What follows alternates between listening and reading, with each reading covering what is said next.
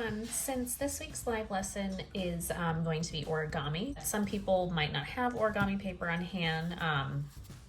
I do. You can see here, it's little very thin pieces of paper with colors, but that is perfectly okay if you do not have origami paper specifically. You can simply use just regular copy or printer paper. And I'm going to show you a couple different ways of how to make it a perfect square so that you can still do any origami project along with this. So one way, if you don't have a ruler or if you don't really care to use a ruler, this is a little bit more freehand and you want to do this without measuring. So one kind of foolproof way of making a perfect square out of a piece of paper or a piece of copy paper, because obviously it is not a perfect square, it's a rectangle. If you just take the corner of the paper and bring it all the way up to the edge or the opposite side, and you just want to be careful to make sure that you have a perfect point right here and that the edges align.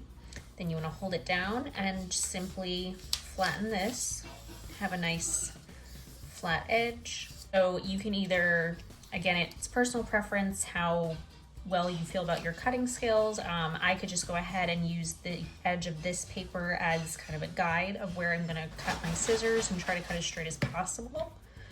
Or you could just take a pencil and just draw a very light line here along the edge of this paper, and it'll kind of act as your ruler.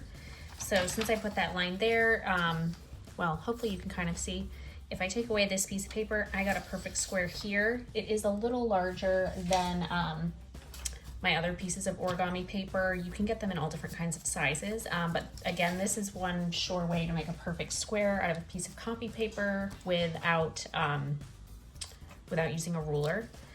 If you don't want to use a pencil, then again, folding is a great way to have a guideline for things in art, especially when working with paper.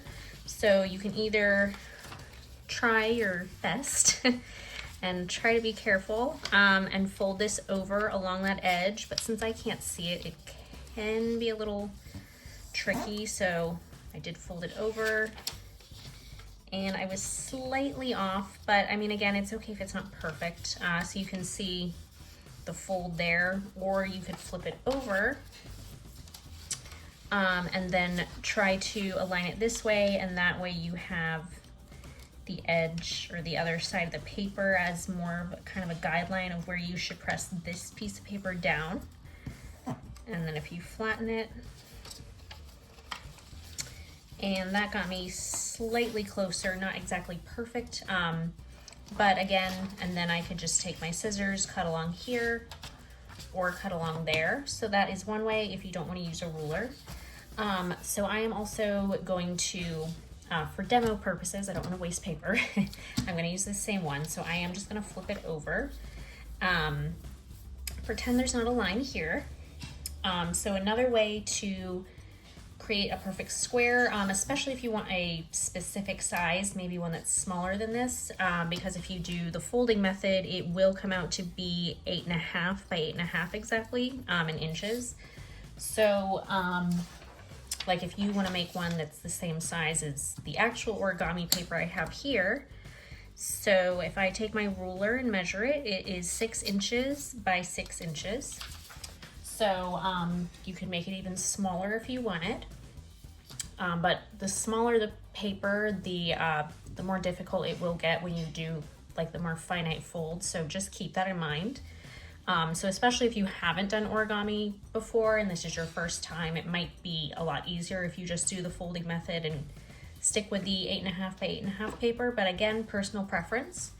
So for demo purposes, I'm gonna go ahead and make this 6 inches by 6 inches. I'm gonna use one of the corners of my paper yet again to save myself cutting all 4 sides. So I'm gonna start in this top left corner and get my ruler just a little bit below so I can make a pencil mark. So I go here to 6 inches, just gonna make a little dot there. And then I am going to rotate my ruler vertically. And this isn't going to be perfect, but once we have all the points, it will line up.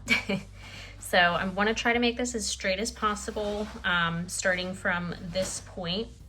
And then I'm going to go down again to 6 inches, put a little mark. I'm going to put my ruler on the other edge. So we are going to be using the ruler on all 4 sides of the square. So I want to align the top mark, the 1 inch mark, and again go down to 6 inches. That way I got my little mark there. And now, whoopsies, I do want to make sure that, oh, okay, well, I just got very lucky here. This point was just ever so slightly off. So I want to make a straight line, you have to have at least 2 points to line up with a straight edge. So I'm just gonna make my exact little point there. And then I am going to connect the dots with my ruler to make sure that it is a straight line. And then connect these other 2 dots I created. And there we go. We got a perfect square that is 6 inches by 6 inches. And then just take your scissors, and I'm sorry, my kitten wants to make origami apparently. You know, you get out, yeah, you move. Okay, there we go. Just cut it as best you can. It's okay if it's not perfectly straight.